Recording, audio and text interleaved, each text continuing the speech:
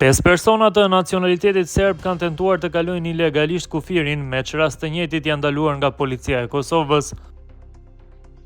Nga burime mësohet se rasti ka ndodhur në zonën e Kamenicës. Sipas të njëjtit burim, bëhet e ditur se pas verifikimeve të bëra, ka rezultuar se së paku njëri prej tyre është ish pjesëtar i forcave të armatosura të Serbisë.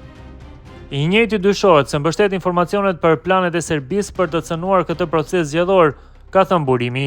Kosova Press ka siguruar edhe inicialet e personave të ndaluar që janë SR i datëlindjes 1981, MS i 86-ës, SZ i 95-ës, VK i 89-ës dhe DZ i vitit 2002.